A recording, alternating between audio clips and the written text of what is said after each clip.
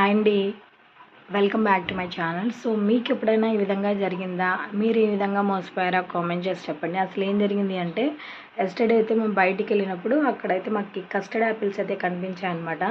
So దగ్గరికి వెళ్ళి చూసినప్పుడు సో ఇవైతే పచ్చిగా ఉన్నాయి. నేను అన్నాను అప్పటికే, సో ఇవి పచ్చిగా ఉన్నాయి కదా, మరి ఇవి పండవేమో నెక్స్ట్ డేకి అని అంటే, లేదు అతను ఏమన్నాడంటే అమ్మే అతను, సో కంపల్సరీ పండుతాయి మేడం, తీసుకెళ్ళండి, సో ఈజీగా మీరు రేపటిదైతే తినేసేయచ్చు అన్నారు. సో నేను మా హస్బెండ్కి కూడా చెప్పాను, పచ్చిగా ఉన్నాయి వద్దులే అని చెప్తే, సో దాన్ని ఏమన్నాడంటే తీసుకో ఏం కాదు నెక్స్ట్ డేకి పండుతాయి అన్నారు కదా అని అంతే అన్నాడు.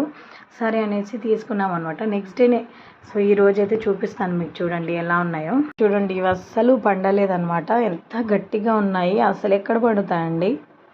సో మనం నమ్మి తెచ్చుకోవడం మన బుద్ధి తక్కువ అనమాట. సో మనకి బుద్ధి లేదు కాబట్టి మనం ఈ విధంగానే తెచ్చుకుంటాము. సో నేను ఆల్రెడీ చెప్పాను, మా హస్బెండ్ నా మాట కంటే బయట వాళ్ళ మాట మాత్రం చాలా అంటే చాలా బాగా వింటారు.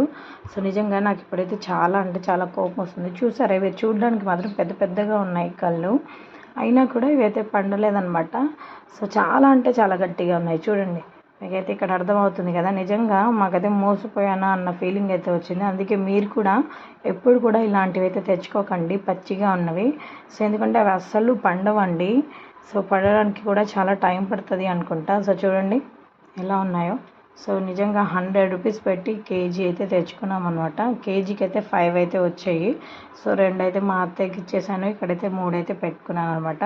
సో అవి కూడా పండకపోవచ్చు నిజంగా.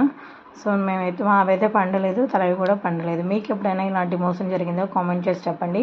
వీడియో నచ్చితే ప్లీజ్ ఒక లైక్ చేయండి, నా ఛానల్ని subscribe. Thank you for watching. Bye.